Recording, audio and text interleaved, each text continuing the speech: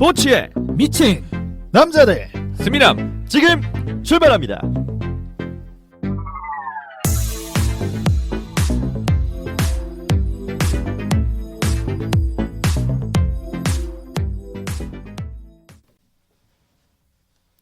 네, 여러분 안녕하십니까. 스미남 공식 4회 일부 시간이 왔습니다.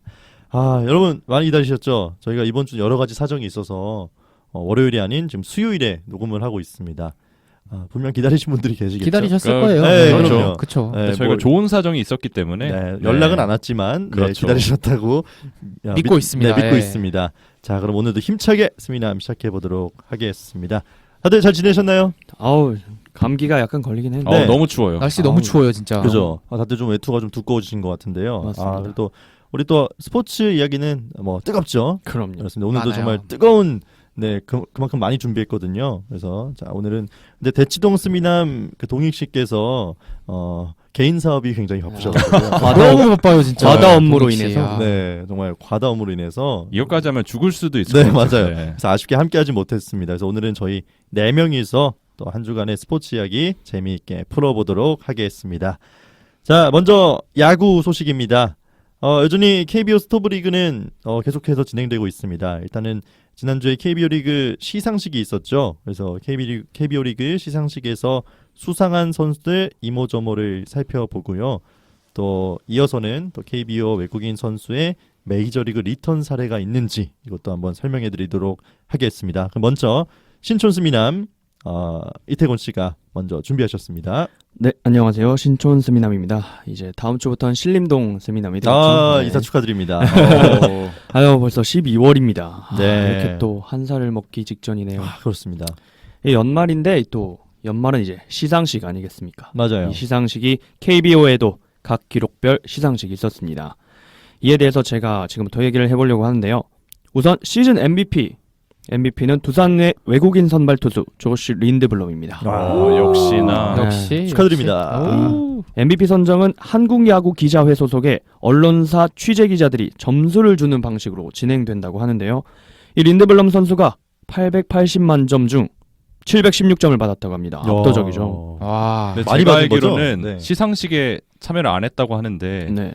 그 자선 봉사활동하러 지금 요르단에 있는 걸로 알고 있거든요. 그렇군요. 네. 어떻게 멀리 알았어요? 갔구나. 멀리 갔네 되게. 기사에 나왔더라고요. 네. 진짜요? 또 장소는 아쉽게 어딘 줄 몰랐어요. 요르단에 네. 그 봉사활동을 하러 갔다고 맞아요, 하더라고요. 맞아요. 네. 실력도 출중한데 인성까지. 인성까지. 진짜 이게 프로 선수죠. 그렇죠. MVP 그렇죠. 받을만 하네요. 네. 그렇네요. 20승 다승왕에 뭐 탈삼진 189kg 탈삼진왕 최고의 이닝 히터 194.2이닝. 뭐 3관왕으로 MVP를 가져갔는데요. 이 또 방어율 평균 자책점 역시 2.5. 와, 완전 낮으면서 엄청난 퀄리티 시즌이었네요. 스타트도 22개나 기록했다고 합니다. 와. 그러니까 트리플 크라운을 할 뻔했어요. 그쵸. 네. 두산 베어스가 뭐 우승하는데 하드 캐리를 했죠. 네. 이 근데 또 1등만 기억하는 땡러운 세상에 저는 2위, 3위도 한번 짚고 넘어가려고 합니다. 네. 2위는 타격왕, 출루율왕, 장타율 왕을 기록한 양의지 선수가 2위를 차지했고요. 와. 그 다음으로는 방어율 1위, 평균 자책점 1위인 양현종 선수가 3위를 차지했습니다. 네. 네, 그 다음으로 이제 MVP가 있었으면 또 신인왕이 있었죠. 그렇죠. LG 트윈스의 정우영 선수가 가져가는데요. 뭐 이 역시 압도적이었습니다. 550만 점에 380점을 얻었고 뭐 그 뒤를 이어 이창진, 전상현이 있었습니다만 뭐 거의 더블 포인트였어요. 어떻게 생각하세요, 태곤 씨는? 뭐 제가 봐도 근데 사실 정우영 선수가 압도적이었다고 생각합니다. 아니 근데 사실 기록만 보면은 뒤에 있는 두 선수도 밀리지 않거든요. 그렇죠. 특히나 세이버 매트릭스 쪽에 살펴보면은 오히려 정우영 선수보다 나은 부분도 있었는데 이 정우영 선수의 시즌 초반 포스가 포스가 대단했죠. 거의 뭐 주전 에이스급이었어요. 저는 제가 봤을 때. 그리고 제가 이 신인왕들에게 정말 항상 애착이 많아요. 네. 근데 이 제가 또 아시겠지만 롯데 팬인데 롯데 팬이죠. 롯데는 왜 신인왕? 롯데는 신인왕이 없었나요? 그 제가 알기로는 제가 옛날 태어나기 전에 네. 너무 옛날로 너무 너무 염종석 옛날인데요. 네, 염종석 씨라고 구 선수께서 너무 오래됐죠. 92년이죠. 이렇게 MVP 신인왕 짚어봤고요. 그 외에 이제 각 기록 부분 1등을 이제 정리해 보려고 합니다. 네.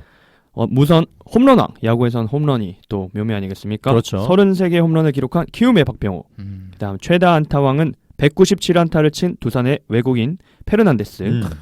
타점왕은 113타점의 키움의 제리 샌즈. 또 득점왕은 112득점을 한 키움의 김하성. 또 그다음은 투수 부분으로 가보죠. 네. 홀드왕은 40개의 키움의 김상수. 마지막으로 이제 세이브죠. 구원왕에 오른 하재훈 선수가 고우석 선수보다 단 한 개 더 기록해서 네, 이 상을 타게 됐습니다. 야. 아깝이네요. 그렇죠. 근데 이게 개인 기록이 보통 뛰어나면은 당연히 개인 기록 뛰어난 선수가 많으면 그 팀이 이제 그렇죠. 무조건 상위권에 있다 맞아요. 이런 생각이 있는데 그래도 시즌마다 한두 명씩은 약간 하위권 팀에 있는 뭐 혼자 잘하는 선수가 있기 마련이에요. 네네. 근데 올 시즌 같은 경우에는 이 지금 1위 선수들을 보면은 양의지 선수 제외하고는 전부 다 양의지 선수 사실 5등이었으니까 상위권이라 볼 수 있죠. 프로번 갔죠. 네, 근데 다 이 포스트 시즌 진출한 선수들이 싹쓸이를 했습니다. 그러네요. 보고 나니까. 그렇죠. 아. 그 중에서도 눈에 띄는 건 역시 키움 히어로즈의 강함이 느껴진 와, 시즌이었습니다. 사실 그 이정우 선수도 안타왕 될 뻔한 거 그쵸, 아니에요? 그쵸, 그죠? 그쵸. 끝까지 키움이 경쟁을 했었죠. 다 했습니다. 뭐. 아. 또 MVP 얘기로 잠깐 다시 돌아가자면 네. 사실 MVP 경쟁 선수들끼리 비등비등할 때 그러면 이제 외국인 선수랑 한국인 선수가 놓을 때가 있어요. 그러면 보통 이 대한민국은 좀 한국 선수한테 몰아주는 경향이 있습니다. 국뽕이 있죠. 네, 국뽕이 있는데 네. 다행이라고 할까요?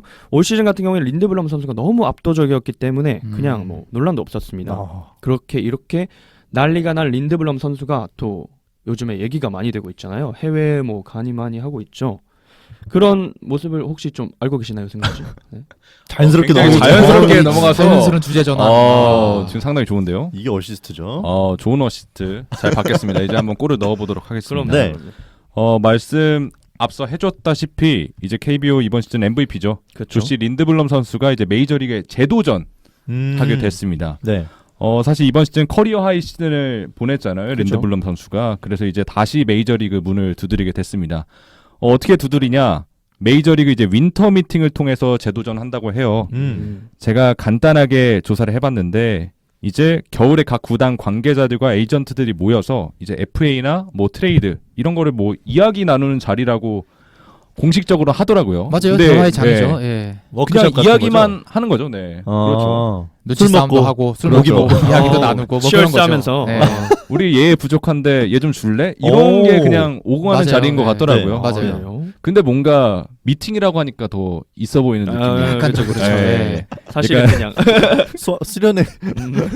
그렇죠. 네. 이제 이 자리에서 어느 팀으로 이적을 할지 결정이 되게 되는데 사실 린드블럼 선수는 2008년도 이제 LA 다저스의 2라운드 전체 61순위로 지명이 됐습니다. 2011년도에 다저스에서 이제 데뷔 시즌을 가졌고 그 이후에 뭐 필라델피아, 텍사스, 오클랜드 이런 팀들을 거친 이후에 이제 국내 롯데에서 2년간 뛰다가 그쵸. 또 잠깐 또 피츠버그도 갔다 왔어요. 아. 그 이후에 이제 두산에서 2년 동안 활약을 하면서 이제 다시 한번 문을 두드리게 됐는데 지금까지 메이저리그 통산 성적은 그래도 꽤 많이 뛰었습니다. 네. 114경기나 많이 뛰었어요. 뛰었네요. 많이 네. 나왔구나. 근데 선발은 6경기. 주로 이제 중간 네, 중간 개투로 네. 나왔는데 네. 5승 8패 평균 자책점은 4.10을 기록하고 있습니다. 괜찮은데 ERA? 나쁘지 않죠. 괜찮죠. 네, 나쁘지 네. 않죠. 그래서 과연 이제 이번 시즌 이적을 하게 되면 이 기록이 어떻게 될지 지켜볼 텐데 현재 관심을 보이고 있는 팀은 이제 데뷔한 LA 다저스나 휴스턴, 토론토 이런 팀이 관심을 보이고 있다고 해요. 뭐 평가는 2년에 $10,000,000. 사실 저희가 김광현 선수 얘기할 때 그쵸. 150만 달러 이렇게 얘기했는데 린드블럼이 $10,000,000라고 고평가를 그래도 받더라고요. 야, 경험이 그 나라 어. 국뽕인가요? 아니, 미뽕인가요? 네. 아무튼 근데 사실 이게 두산에게는 반갑지 않은 또 소식이죠. 그렇죠. 그렇죠. 두산은 이제 린드블럼을 재계약 대상자로 분류를 해놨었는데 이제 MLB 구단이랑 경쟁을 하게 되면 또 쉽지 안 되죠. 않잖아요. 그죠. 안 그러네요. 되죠. 그렇죠. 선수 이제 1리그는 정복을 했는데 또 다른 리그 가고 싶은 그렇죠. 욕심도 있을 거고. 그렇죠. 아, 그럼요. 사실 또 두산은 후렌코프까지 이제 잃었죠. 메디컬 테스트를 거부하면서 이제 그렇죠. 보류명단에서 제외를 한 상황이기 때문에 이제 두 외국인 투수를 모두 새 농사를 교체를 해야 되는 상황입니다. 그렇습니다. 다음 시즌 과연 어디서 뛰게 될지 두산 베어스가 좀 빨리 좀 조치를 취해야 될 것 같아요. 이게 근데 이 하위권 팬으로서 이 두산은 하위권 아무나 팬으로서. 데리고 와도 항상 잘하더라고요. 아 그렇죠. 좀 일을 늦게 해도 되겠다. 너무 부러워요, 진짜.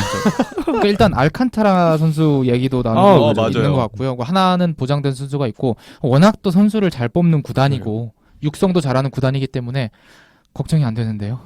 어차피 내년에도 잘할 팀이라. 진짜 아무나 데리고 와도 잘하더라고요. 네, 그렇습니다. 저희가 이렇게 KBO 또 시상식과 함께 또 린드블럼 선수 이야기까지 해봤습니다. 자, 이번에는 최근에 KBO 이사회랑 또 선수협 이 이야기로 스토브리그가 뜨겁습니다.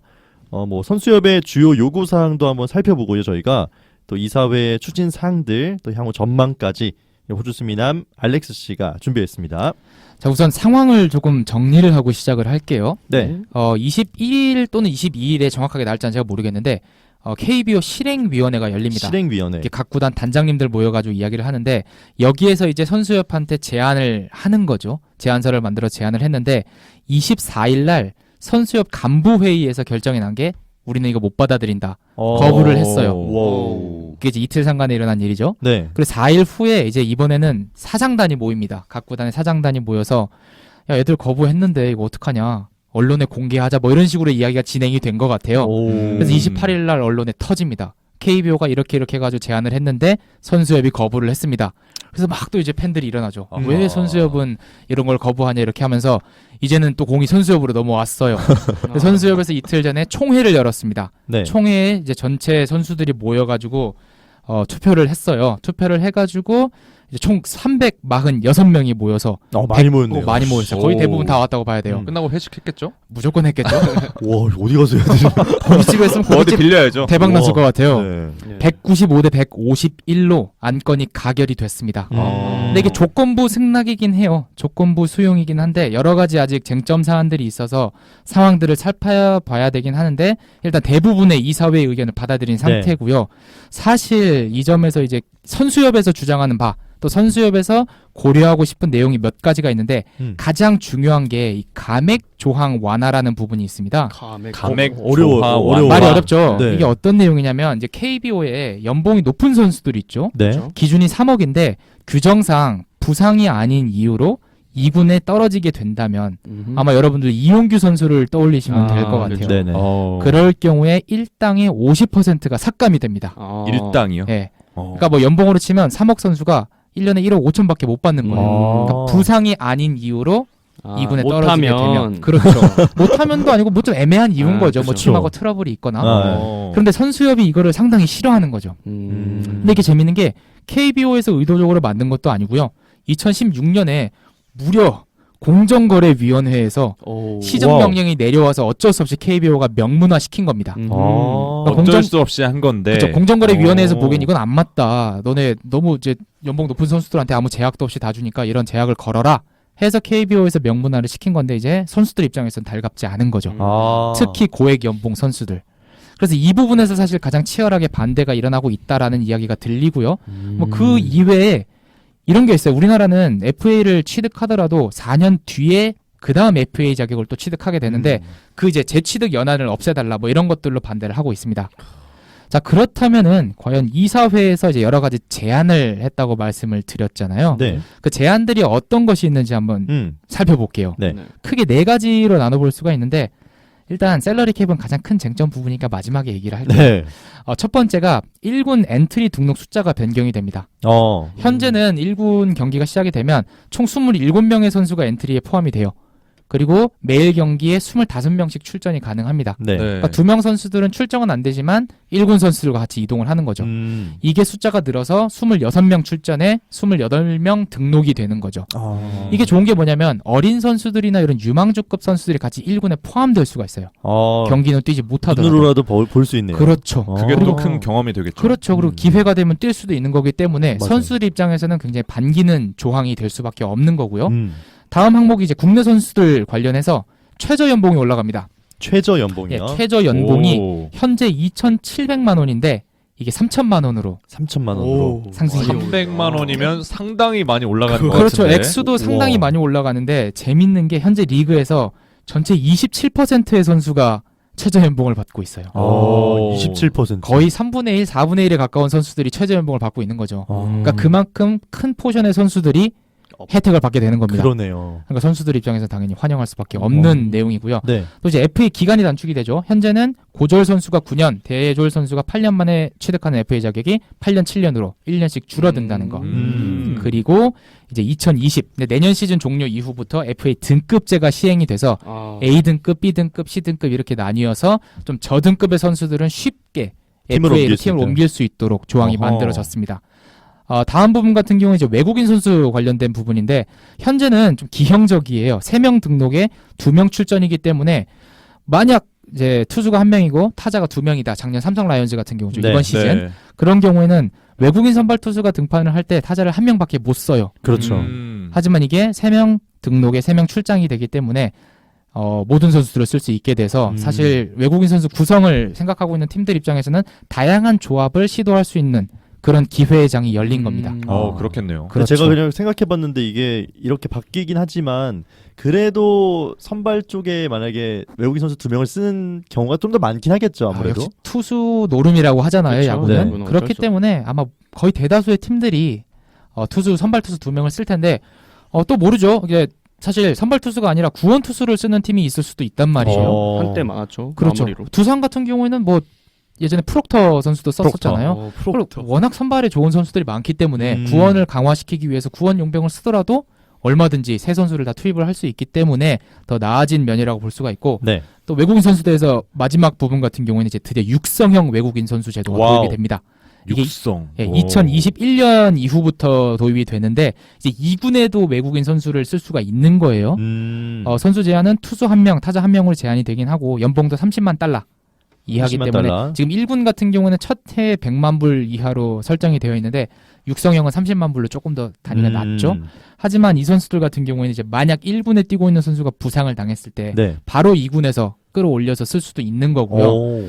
이 부분이 좋은 게 뭐냐면 사실 축구 같은 경우는 아시아 쿼터제가 따로 있는데 이제 우리나라도 대만 용병을 조금 더 눈치 보지 않고 쉽게 쓸 수가 있는 거예요. 그렇군요. 그렇죠. 이때까지는 이제 쿼터가 이제 딱 정해져 있기 때문에 뭐 못 쓰는 부분도 있었는데 대만 선수라든지 아니면 조금 더 오버를 해서 뭐 중앙아시아나 이런 선수들 또 얼마든지 데려다가 이제 키워서 쓸 수 있는 제도가 마련이 된 겁니다. 네. 일본 선수는 못 오나요? 일본 선수는 안 오겠죠. 이돈 받고 안 오죠. 일본 선수 같은 경우에도 사실 뭐 사회인 야구하는 그렇죠, 선수들 그렇죠. 중에도 좋은 선수들이 많기 때문에 네. 뭐 그런 선수들도 시도를 해볼 수도 있을 거고요. 주로 이때까지 일본 선수들은 사실 나이 많은 선수들 은퇴하기 직전에 와서 뛰는 경우가 있는데 재밌을 것 같아요. 그렇죠. 사회인 야구하던 선수들 와서 해도 얼마 전에 기사를 봤는데 이치로 선수가 사회인 야구 뛴다고 하더라고요. 그래서 완투했나요? 이치로 선수도 올 수 있나 싶어가지고. 이치로 우리나라 오면 씹어먹을 것 같은데 완투했죠. 130개인가 던지고. 그렇죠. 대단하더라고요. 네. 자, 그리고 마지막으로 이제 샐러리 캡 관련인데 이게 제가 보기에는 참 문제가 많아요. 그러니까 앞으로 토론이 많이 되어야 할 부분인데 샐러리 캡은 뭐 쉽게 말해서 연봉 총액을 제한한다. 상한제와 하한제를 둔다라는 이야기가 되는데 구단 입장에서는 사실 다들 아시겠지만 우리나라 프로스포츠 장사 안 돼요. 그렇죠. 장사가 안 되기 때문에 선수들의 몸값이 너무 올라가게 되면 구단이 운영하기 어려워서 샐러리 캡을 둬야 한다라는 입장이었고 네. 선수들 같은 경우에는 싫죠. 나도 싫죠. 연봉 많이 받고 싶은데 제한을 맞아요, 둬버리면. 맞아요. 그래서 사실 이 부분이 많이 논쟁이 될 것 같은데 음. 그래가지고 제가 좀 고민을 해봤는데 사실 NBA 같은 경우에 지금 샐러리 캡이 굉장히 유연하게 많이 그렇죠. 진행이 되고 있거든요. 사치세를 도입을 해가지고 MLB도 그렇고 이런 쪽으로 가게 된다면 구단과 선수들 모두 만족시킬 수 있지 않을까라는 생각은 드는데 제가 아까 NBA를 말씀드렸는데 NBA는 80년대부터 이미 이런 게 있었어요. 네. 샐러리 자리를 캡 제도가 잡았죠. 있기 때문에 네. 80년대면 지금 몇 년입니까? 거의 40년이잖아요. 우리나라가 한꺼번에 따라잡을 수 없기 때문에 그렇죠. 정말 토론이 많이 진행돼야 할 부분인 것 같습니다. 그렇습니다. 이렇게 이사회의 의견까지 한번 또 해주셨는데요. 태원 씨는 샐러리 캡에 대해서 어떻게 생각하세요? 이게 도입이 된다는 게 전 사실 좀 어색하긴 해요. 우리나라 그렇죠. 야구에 또 이렇게 도입된다는 게. 지금 농구하고 배구는 샐러리 캡이 있죠. 네, 근데 기형적으로. 그렇죠. 이게 또 솔직히 제가 봤을 때는 개인적으로 좀 야구가 거품이라고 생각하거든요. 동의합니다. 네. 버블. 그래서 물론 맨날 경기도 하고 다른 스포츠 종목에서 약간 일을 많이 한다고 하죠. 선수들 입장에서. 그렇지만 그래도 이 뻥튀기가 이제 심하다 보면은 솔직히 약간 준척급들한테도 막몇 40억 막 이렇게 때려야 되고 뭐 이런 것도 솔직히 항상 좀 저는 불편했었어요. 근데 저만 불편했냐? 대중들도 대부분 저 같은 생각이었거든요. 그래서 뭔가 좀 변화가 저는 있어야 될 것 같긴 해요. 어느 정도 선수협회에서도 조금 양보를 해야 된다. 네, 저는 좀. 근데 이게 참 재밌는 게 지금 아까 제가 처음에 말씀드렸던 상황 기억을 하실 텐데 핑퐁이잖아요. 그렇죠, 이사회가 그렇죠. 던지고 그렇죠. 선수협이 반응하고 그런데 샐러리 캡을 가장 처음 언급했던 단체는 선수협입니다. 정말요? 아, 정말. 그러니까 KBO 자체에서 외국인 선수 쿼터 관련해가지고 얘기를 하니까 선수협에서 아니 그럴 거면 차라리 샐러리 캡을 도입을 합시다. 그러니까 80억 상한선을 얘기했죠. FA 80억을 제한한다니까 그럴 거면 차라리 샐러리 캡을 도입을 하자라고 했는데 거기에서 끝난 거예요. 그래서 대화가 진행이 안 되니까 그러면 KBO에서 그래 니들 말대로 샐러리 캡을 도입을 하자. 근데 이제 또 선수협 쪽에서 그럼 자세한 안을 얘기를 해봐라 어떻게 샐러리 캡을 그러니까 돌아간 거죠. 그러니까 제가 말씀드리고 싶은 거는 메이저리그 같은 경우에는 선수 노조나 이런 협회가 같이 이야기를 합니다. 우리나라처럼 핑퐁이 아니라 그러니까 우리나라 같은 경우에도 조금 더 서로 만나가지고 대화를 하는 그런 장이 열려야 되지 않을까 하는 생각을 해봤습니다. 그 일방향적인 소통인 거네요. 그러니까 그냥 던지고 또 던지고 대답 기다리고 또 던지고 왜 그러냐고요? 기다리고. 뭐 우리나라가 미국처럼 비행기 타고 많이 다녀야 되는 것도 아닌데 그냥 만나면 되는데 어디 뭐 호텔 잡아가지고 만나서 회의하자 이러면 되는데 윈터 미팅 저희도 하죠. 우리도 윈터 미팅을 합니다. 거기서 하면 되는 거 아닌가요? 그렇죠. 하면 되는데 안 뭐 하는 거야 하더라고요. 거기서? 잘 모르겠어요. 혹시 아무래도 이 야구 쪽에 종사하는 분들이다 보니까 캐치볼 하듯이 아. 잡고 던지고 잡고 던지고. 네, 아니 잡아야 또 던지니까. 네. 설득돼 버렸어. 네. 설득돼버렸네요. 네, 좋습니다. 이렇게 저희 야구 이야기도 한번 나눠봤습니다. 이번에는 바로 축구 이야기로 넘어가 보도록 하겠습니다. 먼저 K리그 소식인데요. 이 뜨거웠던 K리그의 대장정이 막을 내렸습니다. 이번 시즌도 많은 이야기를 만들어냈던 K리그였는데요. 마지막 라운드까지도 손에 땀을 쥐게 만들었습니다. K리그 최종 라운드 리뷰와 시상식까지 신촌수민남 이태곤 씨가 준비했습니다. 아디오스 K리그. 이제 K리그가 지난 12월 1일 경기를 마지막으로 시즌이 끝났죠. 네. 정말 많은 사람들의 예측을 제치고 오늘은 이 자리에 없지만 지난주 예측을 했던 이 동익 씨가 놀라운 적중을 했습니다. 이 사실 저희 스미남이 저주다 막 이런 그렇죠. 얘기 했잖아요. 뭐 했다 하면은 다 반대로 가고 이랬는데 솔직히 좀 동익 씨가 저는 어려운 예측을 해서 저거 좀 오바 아닌가 했었는데 그렇죠. 거의 확률이 그렇죠. 너무 낮은 적었죠. 확률을 자꾸 맞아요. 조심스럽게 예측해보면 그 조심이 닷대로 맞았어요. 그렇습니다. 혹시 그래서 이 자리에 없으신 건가요? 그런 것 같은데. 본인이 사라진. 네, 이 K리그 어쨌든 이 결과부터 정리를 하면 전북현대가 극장 우승을 가져갔습니다. 우북. 우북이죠. 네. 저도 그렇지만 사실 많은 분들이 울산이 너무 우승하기 좋은 조건 아니냐.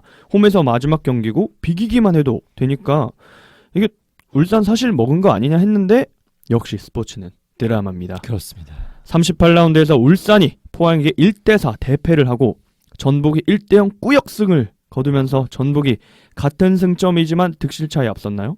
네, 그렇죠. 네, 그렇죠. 그래서 우승을 결국 가져가게 됐습니다. 역시 우승을 하려면 꾸역승을 잘해야 되는 것 맞아요. 같아요. 꾸역승 정말 중요합니다. 사실 전북 선수들이 그날 경기 뭐 울산이 이기고 있는지 뭐였는지 물론 모르죠. 관중들이 막 그죠. 하긴 했지만 모르죠. 그냥 그죠. 막 뛰어줘. 일단 이기고 일단 봐야 돼요. 이겨야죠. 일단 그죠. 이겨야 되니까. 저도 울산 포항 경기를 봤었는데 네. 울산 선수들이 끝나고 나서 경기 결과를 물어보는 듯한 제스처를 취하더라고요. 어떻게 됐냐. 전북 어떻게 전북은 얼마나 우승하고 싶었을까? 와, 그러니까요. 그렇습니다. 4대1로 진 상태에서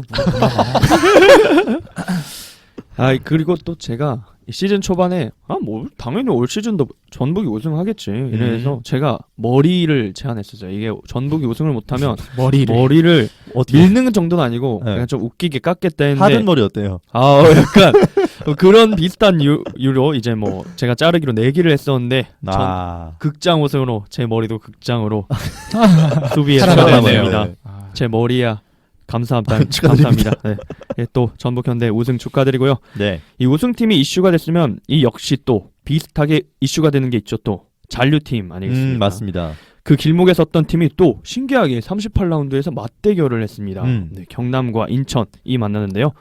인천은 이제 비기기만 해도 잔류였죠. 맞아요. 역시 근데 또 생존왕 별명답게 저는 뭐 0대0 무승부를 기록하고 한 점 차 승점 한 점 차로 잔류에 성공했습니다. 또 약간은 갑자기 무거운 얘기지만 네. 유상철 감독이 병마와 싸우고 있는데 이 스포츠 팬들은 다 유상철 감독이 좀 더 스포츠판에 오래 있었으면 하는 염원을 다들 담고 있잖아요. 네, 맞습니다. 이런 인천의 극적인 잔류처럼 이 유상철 감독도 극적으로 건강을 찾았으면 하는 개인과 여러분들의 바람이라고 믿습니다. 네. 네, 어쨌든 회복 기원하고요. 전북의 우승을 끝으로 K리그 역시 KB와 마찬가지로 시상식을 빨리빨리 진행을 하더라고요. 네. 우선 득점왕 20득점 20골을 넣은 수원의 타가트 수상을 그렇지. 했고요. 네. 축하합니다. 도움왕 10개 전북의 문선민이 받았습니다. 와. 네. 근데 이게 세징야도 대구의 세징야도 10개 어시스트인데 왜 문선민이 상을 받아 해서 제가 찾아봤더니 문선민 선수가 경기를 3경기 덜 나왔더라고요. 그래서 이제 출전 대비해가지고 문선민 선수가 수상을 했습니다. 네. 아 근데 세징야 선수도 진짜 잘했죠. 고생 많이 했어요 아, 혼자. 이번 시즌 역대급이었죠. 그렇죠. 잘했어요, 정말. 맞습니다. 또 그리고 최고 명예의 자리론 울산의 김보경이 가져갔습니다. 와우, KBK. 그렇죠. 이 김보경이 우승 타이틀을 정말 아쉽다고 표현을 여기저기 많이 한 걸로 알고 있지만 그래도 뭐 시즌 활약만 봤을 땐 야구도 그렇고 이 축구에서도 MVP는 압도적인 진짜 수상이었어요. 잘했어요. 네, 너무 잘했어요. 잘했어요. 네. 너무 잘했어요. 그리고 이제 또 다음으로는 최고의 감독상 이 전북 역시 우승 프리미엄이겠죠. 네. 네, 전북의 모라이스 감독이 선정됐습니다. 그거 보셨죠? 모라이스 감독 시상식 때 그 무리뉴 감독한테 축하받는 뭐 영상을 보여주더라고요. 오, 또 거기서 인맥 자랑을 또 네, 했네요. 깨알 인맥자랑. 클라스. 네. 이렇게 시상식을 끝으로 또 다른 게 있었죠. 베스트 11 혹시 베스트 11. 보셨나요? 네, 항상 꼭 제가 뽑아야죠. 또 제일 좋아하는 조현우 골키퍼. 아 대구의 역시 조현우 골키퍼를 필두로 수비에는 수원의 홍철, 네. 전북의 이용, 전북의 또 홍정호, 음. 울산의 김태환이 이렇게 수비 4명이 선정됐고요. 네. 다음은 미드필더 부분에는 시즌 MVP 울산의 김보경, 김보경. 아까 또 어시스트 타이를 기록했던 대구의 세징야, 음. 전북의 문선민, 또 포항의 완델손이 있었습니다. 오, 완델손 완델손. 잘했어요. 완델손 진짜 잘했어요. 아 맞아요. 네. 엄청 하드캐리 했죠. 마지막 경기도 최고였어요. 맞아요. 또 공격 부분엔 2명, 울산의 주니오, 수원의 타가트가 이 영광의 자리에 차지했습니다.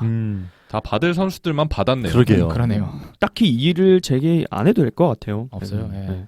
또 그 외에 K2 이제 2부 리그에서도 MVP 선정이 있었는데요. 부산에 이동준이 선정됐다고 합니다. 그리고 광주 선수죠. 펠리페가 득점왕을 펠리페 선수. 네, 펠리페. 펠리페 이제 득점왕을 기록했다고 합니다.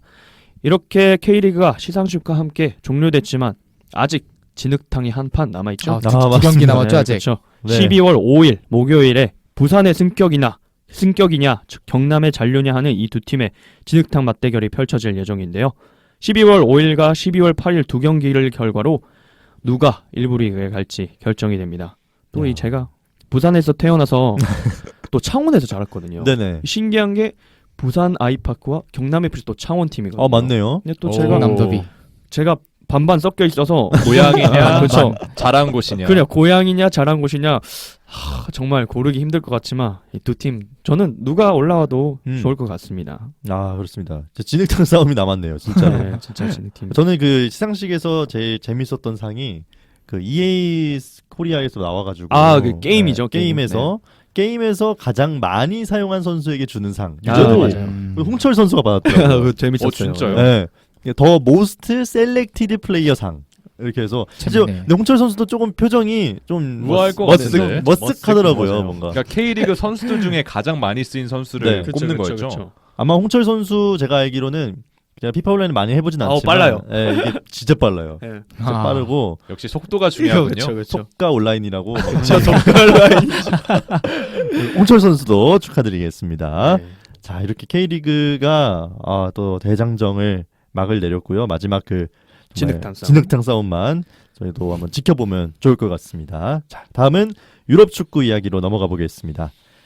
챔피언스리그 이 짤츠부르크 황희찬 선수의 활약이 이어지고 있습니다. 와, 은매패. 그렇죠. 황희찬 선수가 속한 6차 그 조가 사실 근데 6차전까지 알 수가 없어요. 혼돈의 맞아요. 모릅니다. 혼돈의 조예요. 그래서 물론 이 챔피언스리그에서 과연 황희찬 선수를 계속 볼 수 있느냐 이런 것도 남아 있는데요. 또 이렇게 황희찬 선수 이야기를 뿐더러 또 이어서 좀 국민들에게 우리 미운 털이 박힌 호날두 선수 이야기까지 우리 고척동 수미남 이승준 씨가 준비했습니다. 그렇습니다. 이제 최근 황희찬 선수의 활약이 굉장히 좋은데 네. 최근에는 리그에서도 또 골을 기록하면서 이제 두 와. 경기 연속골을 기록하고 이야. 있습니다. 클라스. 이제 기록을 살펴보면 올 시즌에 리그에서 6골 7도움 그리고 와. 챔피언스 리그에서는 3골 3도움 오. 그러니까 총 9골을 기록하고 있는 거죠. 이 정도면 흥민이 형한테 좀 타이 기록이에요. 지금. 힘이네요. 골은 굉장한데요. 타이 기록입니다. 이야. 지금 엄청난 시즌을 떡상? 보내고 있는데 챔피언스 리그 2조에 속해 있습니다. 짤츠부르크는 3위를 기록하고 있는데 무조건 이제 승리를 리버풀에게. 거둬야 되는 상황입니다. 그죠. 홈에서 이제 리버풀을 만나게 되는데 리버풀이 승점 10점, 그리고 나폴리가 승점 9점, 그리고 짤츠부르크가 승점 7점이기 때문에 와. 마지막 경기에서 승리를 가져간 이후에 이제 골득실을 봐야 되는데 사실 리버풀을 상대로 지난 원정 경기였죠. 안필드에서. 황희찬 선수가 1골 1도 그렇죠. 야 그때 또 그때 엄청난 또 골을 터뜨렸잖아요. 그렇죠. 발롱도르 2위 수비수를 그렇죠. 그대로 그냥 바보 녹여버렸죠. 만드는. 아 그렇죠. 녹였습니다. 어마어마합니다. 그렇죠. 네. 그래서 그 경기에서도 굉장히 활약을 했었는데 이번엔 또 홈 경기거든요. 짤츠부르크 그쵸. 홈 경기이기 때문에 또 최근에 매력적인 축구를 하는 팀이라고 저는 생각을 해서 그럼요. 좀 계속해서 올라갔으면 좋겠어요. 저도요. 저는 그 홀란드 선수 굉장히 네. 좋더라고요. 맞아요. 19살이라고 하는데 엄청나던데요? 파워 왼발. 근데 키가 그렇게 큰데 맞아요. 진짜 유연해요. 빠르더라고요. 맞아요. 네, 빠르고 유연해요. 어떻게든 슈팅을 가져가는 맞아요. 그게 굉장히 좋고 황희찬 선수랑 좀 호흡이 잘 맞는 것 같은데 국대에서도 좀 비슷한 선수 있지 않습니까? 아, 그렇죠. 혹시 시누크? 그렇죠. 오, 비, 그렇습니다. 비슷한 거 비슷하죠. 맞죠? 뭐 네. 체형도 비슷하고. 등치가 비슷하죠. 예. 네.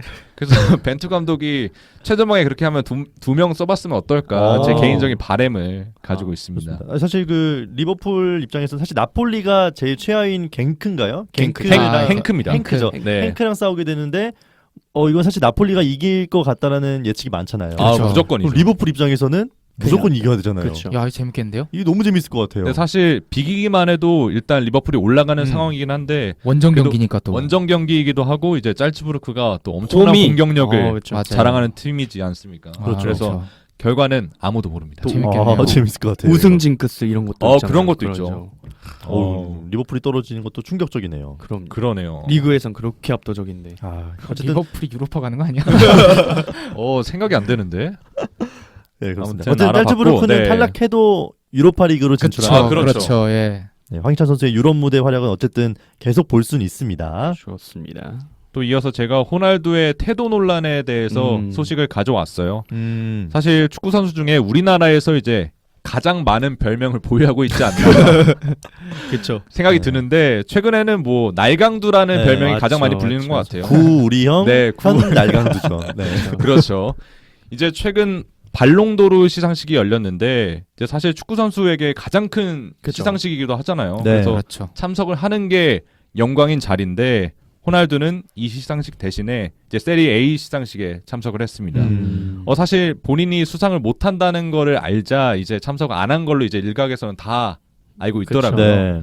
사실 그 대체로 참가한 시상식에서 MVP를 또 받았고 세리아 MVP를 받았고 올해의 팀도 받았어요. 그러니까 이 관왕을 달성을 했는데 또 이 과정에서 논란이 있던 게 네. 어허. 수상하기 직전까지 보통 다 거기 앉아 있잖아요. 받기 그렇죠. 전까지. 그렇죠. 근데 차에서 계속 있었다고 해요. 꿀을 빨고 있었군요. 와. 차에 계속 있었다고 해요. 안 간 줄 알았어요, 저는. 와. 그러니까. 기사 보니까. 예. 아, 그랬구나. 차에 있다가 이제 수상할 때 이제 그때 가서 받은 거죠. 이야, 이야. 슈퍼스타 네, 슈퍼스타네. 슈퍼스타 났네. 왜 이렇죠? 그러니까요. 네. 뭔가 어느 시점부터 이게 팍팍팍 터지는 것 같아요. 그렇죠. 그냥 뭔가 미운 짓만 계속하네. 그러니까요. 저희가 와. 그 미운 것만 봐서 그런지 모르겠는데 굉장히 제 기억엔 팬 서비스가 좀 그러니까요. 그런 근데 선수로 팬 기억했는데. 서비스도 굉장히 안 좋았고 그 시상식에서 그랬다고 하더라고요. 하지만 발롱도르는 3위를 기록을 했고 네. 발롱도르는 이제 메시가 아, 가져가게 되면서 이제 개인 통산 6번째 수상을 와. 하게 됐습니다. 아마 최고 그럼 기록이죠? 호날두가 5개. 네, 그죠, 기존에는 5개 동률을 가지고 있었는데 이제 단독 선두에 와, 이제 가게 매호 되는 대전이 거죠. 정확하게 이제 메가 네, 매호 대전이 끝났습니다. 그렇죠. 이제 끝났죠, 사실. 진짜 우리 형이죠, 이제. 우리 형이죠. 네, 2위를 이제 반다이크가 기록을 했는데 이제 또 명언을 하나 남겨요. 발롱도르를 받지 못해도 시상식에 갈 것이다. 와. 발롱도르 시상식에는 패자는 없다. 오빠. 그냥 저격이네요, 이거. 거의 그냥- 스나이퍼네요. 그렇죠. 와. 아니 그 인터뷰도 있었잖아요. 기자가 호나우두 안 오니까 라이벌 하나 빠져서 좋겠어요 하니까 응? 걔가 라이벌이었어? 뭐 이런 우와! 식으로. 와야 라이벌이지. 아, 이런 그쵸, 뉘앙스로 그쵸. 말을 한 거죠. 아, 이거다. 사이다. 아, 사실 뭐 챔스도 지금 죽쓰고 있고 사실 그죠. 리그에서도 잘 못하고 있는 상황에서 네. 호날두가 반전이 좀 필요해 보이는데 최근에 리그 경기에서도 엄청난 실수를 합니다. 아 봤습니다. 와우. 또 제가 또 저는 그 기사를 보고서 경기는 안 보고 슈퍼 호날두 세이브. 수비가 좋았다. 뭐 슈퍼 슈퍼세이브를 세이브를 했죠. 야 수비를 한다고 호날두가 이러고 영상을 봤는데 야 수비 잘하더라고요. 네. 이제 리그 경기죠. 사스올로와의 경기였는데 후반 중반에 이제 2대2로 맞서던 상황이었어요. 네. 근데 디발라의 슈팅 장면에서 호날두가 이제 골대 앞에 서 있었는데 그냥 멀뚱히 서 있더라고요. 막았어요. 위치 선정이 네, 우리 골을 막았죠. 네. 근데 보통 그 상황이었으면 뛰었을 텐데 그 점프를 하면 되는데. 정말 그냥 가만히 있더라고요. 어. 뭐지? 그래서 디발라랑 사실 사이가 그렇게 좋지 않나 이런 얘기도 일각에선 나왔었는데 그걸 반증하는 게 아니냐 이런 얘기도 좀 나오더라고요. 그렇습니다. 좀 호날두 요즘 그래가지고 고장이 났고. 네, 그 뭐 맨유 복귀설 이런 것도 나오는데 맞습니다. 네, 저도. 근데 대부분의 맨유 팬들은 지금 안 봤습니다. 네, 안 오는 게 나을 호날두도 수 있어요. 안 갈 것 같긴 한데 뭐 서로 안 갈 것 같은데. 네, 네, 서로 안 가는 게 좋을 것 같습니다. 네, 이렇게 호날두 선수, 또 미운 털 박힌 호날두 선수 이야기까지 하면서 저희가 또 유럽 축구 이야기도 한번 해봤습니다. 자, 이번 저희 스미남 1부의 마지막 종목이죠. 농구 소식으로 넘어가 보겠습니다. 오늘 저희가 크게 3가지나 되는 농구 소식을 오랜만에 준비했습니다. 바로 넘어가 보도록 하겠습니다. 일단 저희 스미남에서는 처음으로 다루는 리그인데요. 바로 국내 여자 프로농구 WKBL입니다. 비록 남자 프로농구엔 조금 가려졌지만 어떤 연옥만의 재미 저희가 또 이제 종종 알려드리려고 하는데요. 일단 WKBL 현재까지의 이슈들 고척동 스미남 이승주 씨가 바로 이어가겠습니다. 네, 여자 프로농구 WKBL 소식을 알려드리게 될 텐데 WKBL 6팀이 경쟁을 하고 있어요. 네. 우리은행, KB스타즈, 삼성생명, 그리고 신한은행, KB하나은행, BNK썸 이렇게 6개의 팀이 이제 운영을 하고 있는데 올 시즌에 BNK썸 부산을 연고로 하고 있는 팀이 새롭게 창단을 했습니다. 그렇죠. 네, 그렇게 해서 6개 팀이 운영이 되고 있는데 사실 여자 프로농구는 2000년대부터 신한은행 그리고 우리은행이 양강 체제를 가져가고 있었어요. 거의 뭐 6년 연속 우승 다 이렇게 네. 가져가고 이러고 있었는데 지난 시즌에 이제 챔피언 결정전에서 KB스타즈랑 삼성생명 이렇게 올라왔었는데 맞아요. 네. 이게 13년 만에 신한은행과 우리은행이 없는 챔피언 결정전이었다고 하더라고요. 우와. 그럴 정도로 이 두 팀이 강세를 이어가고 있는데 올 시즌에도 그 강세가 이어지고 있습니다. 네. 맞아요. 네, 현재 김밥 순위표를 천국이죠. 네, 그렇죠. 순위표를 살펴보면 우리은행 2위는 KB스타즈, 3위 삼성생명, 4위 신한은행, 5위 KB하나은행, 6위 BNK썸 이렇게 달리고 있는데 사실 신한은행은 약체로 이제 평가를 받더라고요. 3강 상약, 그쵸. 3약 이렇게 평가를 받고 있는 여자 프로농구인데 그대로 이제 우리은행, KB스타즈, 삼성생명 이 세 팀이 강팀이라고 평가를 받고 네. 신한은행, KB하나은행, BNK썸이 약팀이라고 평가를 여기 받더라고요. 은행이 많네요. 네. 다들 은행, 금융권이 생명 많죠. 이런 네. 팀들이 많죠. 아무튼 그래서 현재는 우리은행의 7연승으로 단독 선두를 달리고 있습니다. 네. 사실 여자 프로농구 유명한 선수 좀 아세요? 박지수 선수밖에 모르는 것 같아요. 지수 선수. 네. 전 잘 몰라요. 저도 네. 사실 제가 이제 박진자컵 여름에 했었는데 맞아요. 중계를 네. 해서 이제 저도 어느 정도 관심을 가지게 됐는데 네. 사실 여자 농구는 국내 선수를 기준으로 하면 박지수를 막을 수 있냐 없냐로 이제 맞아요. 그렇죠. 네. 이게 판단이 되는 거라고 하더라고요. 국내 선수를 판가름할 때. 네. 그래서 제가 갔을 때 뭐 BNK 썸의 뭐 진한 선수, 대만 아. 선수인데 이제 귀하라는 선수가 있는데 네. 저 선수 잘하지 않냐 이제 기자분한테 물어봤더니 그래도 정규리그 가면 박지수를 막을 수 있냐 없냐 이걸로 판가름이 와. 나기 때문에 여기서 잘하는 거는 아무 의미가 없다 이렇게 말을 하시더라고요. 네. 현장에 멘트도 들을 수 있고 네, 좋네요. 네. 그런데 이제 KB스타즈가 6승 2패 뭐 나쁘지는 않지만 네. 일단은 우리은행이 7승 1패로 1위를 달리고 있습니다. 우리은행 하면은 김소니아 선수 혹시 아시나요? 사우니아? 김소니아. 들어는 봤는데 네, 한번 이름이 찾아보세요. 특이합니다. 네. 가든가요? 아닙니다. 파워포워드입니다. 잘못 집었네요. 네. 그리고 박혜진, 김정은 이런 대표 박혜진. 선수들이 있고, 네. 네네. 네, KB 스타즈는 뭐 외국인 선수 손튼 그리고 박지수 이런 대표적인 선수들이 있는데 사실 저희가 이런 선수들을 주목해서 보면 좋을 것 같고 남자 농구와 차이점이 있다면 좀 어떤 게 있을까요? 뭐 저는 그 슛 네. 동작. 슛 동작? 3점슛 던질 그래서 때 투핸드로 네. 던지기 때문에. 근데 요즘은 다 원핸드도 원핸드로 있어요. 던져요. 진짜요? 원핸드도 다 있어요. 원핸드로 던져요. 몰랐어. 거의 다. 멋있다. 진짜로. 저도 현장에 가서 봤는데 사실 여름 리그가 다 몸이 만들어지기 전이라 그리고 루키 선수들이나 어린 선수들이 위주로 나오는 대회라고 그쵸. 하더라고요. 네. 그래서 중계를 하면서도 약간 미들슛이나 3점슛이 잘 안 들어간다. 진짜 필드골이 잘 안 들어간다 했는데 연습 때는 또 엄청 또 잘 넣더라고요. 그래서 제가 오픈 보면서 진짜 이게 실전이랑 연습이랑은 진짜 다르다. 약간 맞아요. 이런 걸 네. 느꼈는데 저도 한 번도 현장은 가본 적이 없어요. 여자 프로농구는. 근데 이게 되게 수도권에 가까이 있다고 하더라고요. 네. BNK선 부산 말고는 음. 다 뭐 서울에서 1시간 반이면 가니까 음. 여러분들도 한번 가셔서 네. 여자 프로농구의 매력을 알아보시고 저희한테 그리고 저희도 함께 알아보면 좋을 것 같습니다. 그리고 이게 제가 네. 아는 지인 중에 여자 프로농구를 좋아하시는 분이 있는데 네. 제가 물어봤어요. 왜 여자 프로농구를 그렇게 좋아하냐. 좋아요. 그러니까 찍덕이거든요. 사진을 많이 찍는 형님인데 여자 프로농구 선수들이 그렇게 팬 서비스가 좋답니다. 맞아요. 네. 그게 가장 큰 이유라고 했습니다. 그렇게 팬 서비스가 좋대요. 그렇군요. 또 요즘 사건과 대비해서 또 야, 그렇죠. 확연히 도드라지죠. 반성해야 됩니다. 무조건. 네.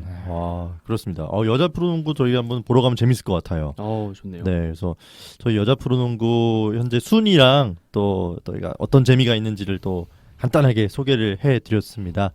이번에 넘어가 보도록 하겠습니다. 다음 소식은 내년에 어떤 이벤트가 있죠? 도쿄올림픽이죠. 그렇죠. 도쿄올림픽 있죠. 감사합니다. 네, 우리나라 남녀 농구 대표팀이 도쿄올림픽 이 본선행을 향한 여정이 시작됐는데요. 과연 남녀 대표팀의 운명은 어떻게 될까요? 이것에 대해서 호주 수미남 알렉스 씨가 준비했습니다.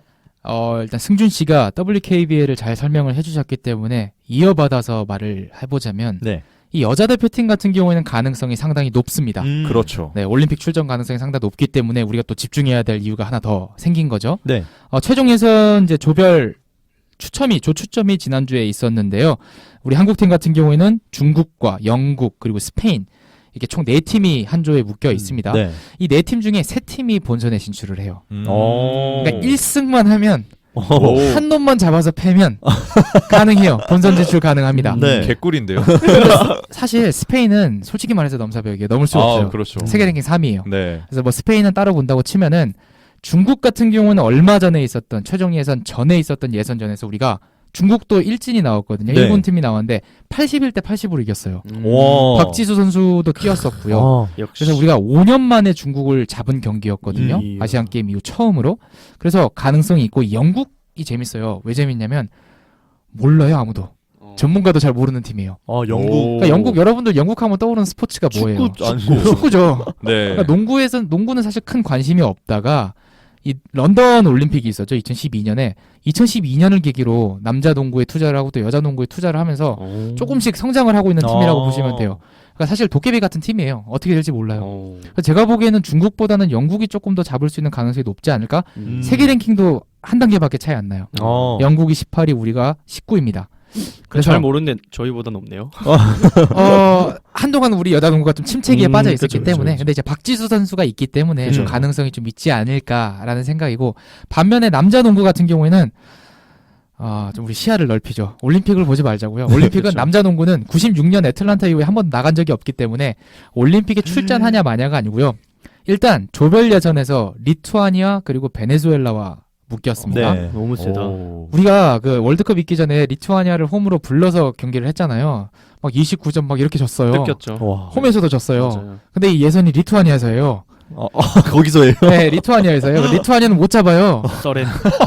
네, 아니, 단정하는 게 단정해버렸습니다. 못 잡아요. 못 못 잡아요. 이겨요. 예, 못 이기고 베네수엘라가 있는데 이 팀도 우리보다 세계 랭킹에서 10단계나 앞서 있기 때문에 잘해요. 그리고 월드컵에서 우리가 항상 절절매고 이길 수 없는 중국 팀을 12점 차인가? 맞아요. 잘하더라고. 압도적으로 이겼어요. 야, 잘하네요. 그것도 중국 홈에서 그쵸. 월드컵이 중국에서 했잖아요. 그렇기 때문에 가능성이 저는 없다고 단언하고 싶은데 없습니다. 그래도 라거나가 한 40점 넣을 수도 없습니다. 있잖아요. 라거나 라거나 40점에 40점에 이장현 허훈 20점, 막 허훈 원맨쇼 막 3점슛 9개 3점 연달아 9개예요. 그렇죠. 그래가지고 이게 한 단계 위로 올라가게 되면 네. 이게 반대쪽랑 크로스로 붙어요. 아, 그러니까 그렇군요. 우리 쪽 1, 2위, 저쪽 1, 2위에서 1위랑 2위랑 붙고 우리 쪽 2위랑 저쪽 1위조랑 붙는데 상대편 조가 폴란드, 슬로베니아, 앙골라예요.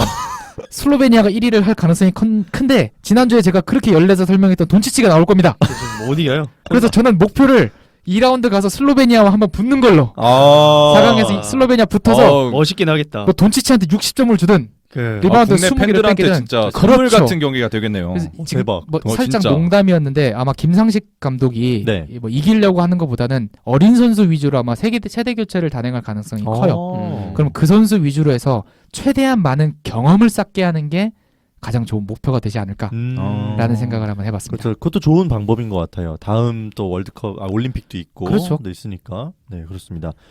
그래도 우리나라 남녀 대표팀의 좋은 활약, 최종 예선까지 꼭 갔으면 좋겠습니다. 자, 마지막으로 저희 스미남 일부 장식해주는 NBA 소식이 남아 있습니다. 요즘 NBA에서 가장 핫한 기술 여러분 아시나요? 네, 벌써 정답이 입안에 맴돌고 계실 것 같은데요.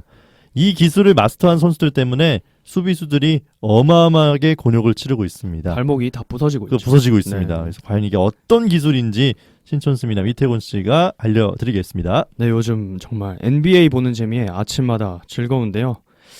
아침마다 좀 다른 노력을 해야 되는. 눈이 즐거운 건 또 어쩔 수 없나 봅니다. 제가 또 오늘 한번 티셔츠 봐주시겠어요? 와우. 털보. 또 제임스 하든 맨투맨을 입고 왔는데요. 네. 그만큼 하든의 미친 득점을 저 정말 좋아해서 빅팬이거든요. 그렇죠. 근데 또 요즘에 저번 주에도 얘기했지만 이 하든에 못지않게 난리난 선수 슬로베니아의 출신의 루카 돈치치. 그렇습니다. 이 선수 티셔츠도 하나 사고 싶은데 어디 한 판. 저도 같이 사요. 저도요 진짜. 네. 이 두 선수들 때문에 정말 모든 부분에서 다 뛰어난 선수지만 사실 이 두 선수 뭐니 해도 득점이거든요. 그럼요. 그렇죠. 이 득점 때문에 이 팬들도 열광하고 이러는 건데 앞서도 얘기했지만 이 기술이 정말 잘 씁니다. 사실 모든 월클들이 다 쓰는 기술이지만 이 두 선수들이 특히 맞아요. 그게 뭐냐면 바로 스텝백. 와우, 스텝백. 스텝백 이후에 석점을 주로 쏘긴 하는데 이 선수들이 몸을 앞으로 딱 쏠리다가 뒤로 슉 빠지면서 쏘면은 수비수들이 다 자빠지더라고. 쇽. 슉 하고 해서 네. 또 근데 이 스텝백을 그냥 할 수 있는 게 아니에요. 이 스텝백을 장착하려면 볼 핸들링은 물론 먼 거리 슈팅도 정확해야겠죠. 그럼요. 그리고 스텝백을 보완할 수 있는 인사이드 돌파 위에 올려놓는 다양한 득점 루트 능력도 가지고 있어야 합니다. 만약 얘 맨날 스텝백 하잖아 하면 바깥쪽으로 수비할 텐데 그렇죠. 안 그렇거든요. 맞아요. 하든과 돈치치 보시면 알겠지만 절반 이상이 인사이드 돌파 득점입니다. 또 자유투도 정말 깔끔하고요. 네. 이 정상급 가드들은 이제 다 가지고 있는 이 스텝백 득점이 올해 제가 KBL을 보는데 한두 명씩 쓰더라고요. 용병 선수들도 그렇고 국내 몇 신인 선수들이 쓰더라고요. 저 그래서 이 대한민국 KBL 약간 비전 있겠는데? 저는 그런 생각을 좀 했어요. 이 역시 탑 클래스를 모방하는 건 저는 좋은 일이라고 생각하거든요. 그럼요. 이러한 스텝백이 제가 좋아하는 이 제임스 하든의 주목이라고 다들 동의하시잖아요. 그럼요. 네. 모두가. 그렇죠. 근데 사실 스텝백이라는 단어를 쓰기 시작한 지는 얼마 안 됐습니다. 막말로 뭐 제임스 하든이 이제 날아다니기 시작하면서부터라고 할 수 있죠. 근데 사실 용어라는 거는 이제 창조되는 거거든요. 그렇죠. 또 이제 NBA 하면은 또 제일 마스코트 누구겠습니까? 마이클 조던이겠죠. 네. 마사장. 마사장님이 또 하면 떠오르는 단어 있으신가요 혹시? 페이드웨이. 페이드웨이죠. 이렇게 선수 하나가 엄청난 능력을 보여줄 때마다 단어가 하나하나 창시되곤 하는 게 이제 또 맞아요. 그런 재미가 또 있더라고요 저는. 야. 그러면 스텝백이 제임스 하든이 만든 유행을 거죠. 시킨 그렇죠. 사실 그렇죠, 제임스 하든이 단어죠. 창시했다고 해도 과언이 아닙니다. 그렇죠. 제임스 하든이 만들었다고 봐야죠. 네. 그러니까 원조네요. 원조죠. 그렇죠. 근데 이제는 월클들은 엔간하면 다 할 줄 알아야 된다. 근데 이 하든 선수가 스텝백 장인이자 스텝백의 창시자지만 최근에 약간 논란이 많이 되기도 했어요. 뭐 보신 분들은 알겠지만 이 하든 선수가 딱 돌파 이후 이제 앞으로 수비가 뒤로 쏠렸을 때 옆으로 총총 가는데 타닥 때려서 이 용구는 3발 안에 이제 아, 공을 그렇죠. 연결해야 되잖아요. 잡았을 때. 근데 심판들이 안 불더라고요. 저 거의 묻고 더블로 갔죠 그쵸. 그냥. 심지어 너무 빨라서 안 보인 거 아닌가요? 잔발을 너무 빨리 밟으니까. 그래서 그거에 대해서 논란이 많았고 심판들도 이제 얘기를 했어요. 그래서 나온 게 무엇이냐? 이제 피바에서는 이제 제로 스텝이라고 하고 NBA에선 게더 스텝이라고 하는 룰이 있더라고요. 게더 스텝. 네. 이 말은 뭐냐면 좀 간단하게 설명하면은 이동하면서 볼을 이제 움직이면은 공이 이제 손에 딱 붙지 않는 순간은 100발을 걸어도 된다. 소유권이 없다고 네, 보는 소유권이 거죠. 없다고 보는 거예요. 그래서 제임스 하든이 사실 얼마나 현란하겠어요. 그렇죠. 도도도도 하면 모르겠네. 심판들은 제임스 하든이 그 현란함 속에 공이 붙어 있지 않은 그 공이 올라오는 순간에 두 발을 더 걸은 거고 실제로 거는 건 두 발이다. 그래서 개다리 5스텝처럼 보이지만 우와. 사실은 정상적인 인플레이를 한 거라고 그 심판은 얘기를 하더라고요. 그러면 하든이 규칙을 변경을 했다 이렇게도 그렇죠. 볼 수 있는 거 하든 같네요. 룰이라고도 막 얘기가 생겼어요. 오. 사실 그 커리가 한번 맞아요. 항의하는 거 있었잖아요. 맞아요. 50일 막 이렇게 네. 하면서 물론 그건 좀 웃겼어요. 근데. 맞아요. 재밌었어요. 그런 것도 있고 이제 그 상황을 설명해드리면 커리도 약간 그렇게 초동초동 했는데 맞아요. 트래블링을 왜 불어서 나는 안 부냐? 이거를. 카메라를 보면서 제임스 하든은 이제 등번호를 하면서 이거 걔는 되는데 왜 나는 안 되냐 했는데 어떻게 보면 이 선수들의 파워도 있는 것 같습니다. 아하. 이게 사실 그 제임스 하든과 루카 돈치치의 스텝백은 조금 다르잖아요. 조금 느낌이. 아, 다르죠. 그죠. 하든은 뭔가 원조답게 화려함과 유려함 이 차이라고 할 수 맞아요. 있을까요? 진짜 뭔가 앞에 있는 선수를 진짜 좀 무너뜨린다고 해야 될까요? 하든은. 근데 뭔가 그 돈치치는 정말 알아차리지도 못하는 것 같아요. 진짜 이 순간에 스텝백을 한다고? 이런 느낌. 그러니까 이게- 저는 약간 동의가 되는 게 제가 느끼기에는 돈치치하고 그 하든의 차이가 스텝의 차이가 좀 큰 것 같아요. 그러니까 스텝 너비의 차이도 커요. 네. 돈치치 같은 경우 딱 보기에 이게 트래블링 같은 느낌이 안 나는데 응. 하든은 볼 때마다 저 몇 발자국 걷는 거지라는 느낌이 강해요. 맞아요. 잔발이 좋아요. 굉장히 잔발이. 다이내믹해요. 그 차이인 것 같아요. 그렇습니다. 예. 그래서 이런 게더 스텝이라는 룰도 생기고 아직도 사실 논란이 많이 되고 있어요. 그리고 맞아요. 또 그만큼 이 농구 심판은 사실 굉장히 주관적일 때가 많아요. 이게 어떤 심판은 불기도 하고 어떤 심판은 안 맞아요, 불기도 맞아요. 하고 그리고 저희가 TV로 봐서 그렇지만 사실 얼마나 빠르겠어요. 그게 그럼요. 안 보입니다. 그리고 실제로 제가 또 경기장에서 막 그런 거 KBL만 해도 엄청 뚝뚝뚝 하고 이러는데 NBA는 뭐 드르르르 이러지 않겠어요. 효과음 좋네요. 그렇죠. 그래서 그런 플레이를 저는 그런 시대에 살고 있다는 것만으로 저는 진짜 너무 행복하고 제임스 하든 앞으로도 활약 기대 많이 해보겠습니다. 네. 뭐 사실 이제 골 넣는 게 사실 제일 좋다고는 하지만 그렇게 따지면 저는 진짜 스테픈 커리를 제일 좋아했을 거예요. 슈팅을 솔직히 NBA 대한민국 인기를 주로 이제 이끈 게 사실 스테픈 커리라고 그럼요. 생각하는데 무한도전 그렇죠. 나왔으면 끝난 거죠. 끝난 거죠. 네. 시작을 이제 스테픈 커리가 텄다면 이제 더 얹은 건 저는 제임스 하든이라고 생각하거든요. 제임스 하든이 진짜 이 스텝 저는 슛도 좋지만 이 스텝 보는 재미가 너무 재밌는 것 같습니다. 사실 매력적인 팀이죠. 휴스턴. 그쵸. 휴스턴 뭐 네. 매력적이죠. 득점을 많이 내니까. 그러니까요. 맨날 네. 130점 이렇게 내는 런앤건 남자의 팀이잖아요. 그렇죠, 그렇죠. 맞아요. 그래서 또 이 스텝백 기술이 우리 KBL에서도 많은 선수들이 사용할 수 있으면은 좋을 것 그럼 더 같아요. 재밌을 것 같아요. 사실 이게 아까도 얘기했지만 화려해야 이제 관중들이 찾거든요. 그럼요. 화려해야 네. 재밌고 맞아요. 약간 막 지린다고 하죠. 아. 이게 그래야 또 찾아가고 싶거든요. 그럼요. 선수들도 만나보고 싶고 그래야 또 인기도 많아지고 이러는데 이런 걸 주도할 수 있는 이제 하든이나 돈치치나 뭐 어빙 선수도 잘 쓰죠 정말. 이런 선수들을 좀 대한민국에서도 선수들이 많이 모방하고 코치들도 좀 자유롭게 그런 걸 좀 권유하면서 화려한 KBL을 보는 순간이 왔으면 좋겠습니다. 그렇습니다. 저희 이렇게 스텝백 이야기까지 말씀드렸습니다. 와, 어느새 시간이 또 1시간 가까이 됐습니다. 저희 승민남 4회 일부 시간도 여기서 마쳐야 되는데요. 여러분도 즐거우셨길 기대합니다. 즐거우셨나요? 저희 오랜만이에요. 재밌었어요. 네. 오랜만에 진짜. 일주일 만이 아니라 9일 만에. 그렇죠. 어우, 네. 되게 오래돼 보여요. 그래서. 그죠. 이 청취자분들도 아마 많이 기다리셨을 거예요. 그럼요. 분명 그러셨겠네요. 돌아왔습니다 저희가. 네, 그럼 저희 2부에서는요, 우리가 잘 모르는 스포츠 종목에 대해 알아보는 시간이죠. 오늘은 호주 스미남 알렉스 씨가 재미있는 골프 이야기를 준비했고요. 이어서 치열한 토론 시간도 준비되어 있으니까요. 여러분의 많은 청취를 부탁드리겠습니다.